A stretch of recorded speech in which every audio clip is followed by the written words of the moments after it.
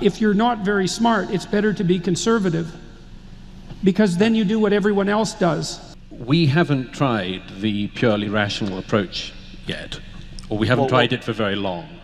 Well, many of us have been trying for a couple of centuries at least. Which is a blip.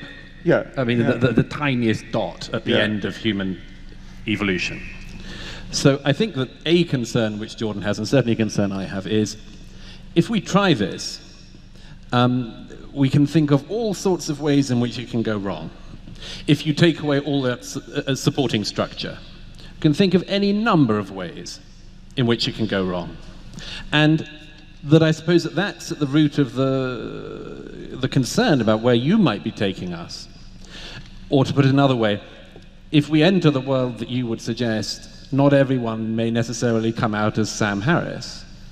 Well, give me one way where you think it can go wrong. And again, we can't forget your caveat, which you started with. What if you're not very smart? Right. No, I don't mean. So then you're basically saying that the stupid people need their myths. You know, we smart people on stage don't need them. Right. But I actually am saying that to some degree. Look. If you're not exceptionally cognitively astute, you should be traditional and conservative, because if you can't think well, you're going to think badly, and if you think badly, you're going to fall into trouble. And so it is definitely the case, and this has been what would you call a cliche of political belief for a long time.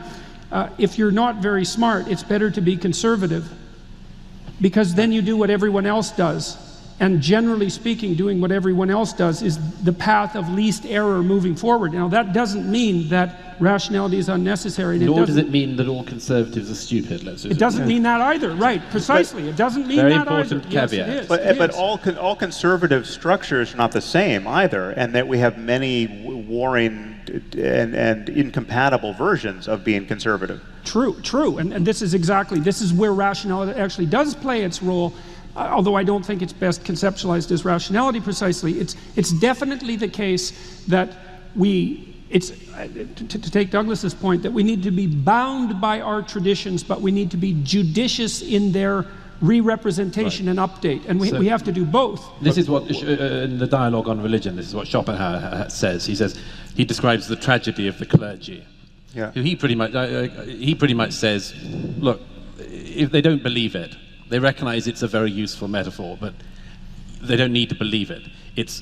They tell it, and he says the tragedy of the clergy is they can never admit that what they're saying is just a metaphor.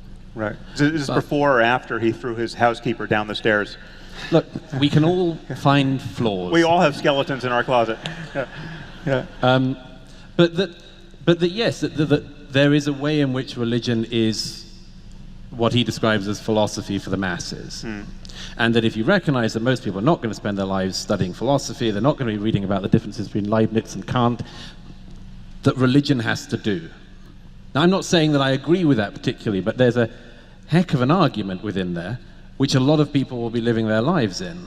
I don't think it's a good argument if you recall or just imagine what it's like to be a child, especially from the perspective of being a parent. I have two young girls,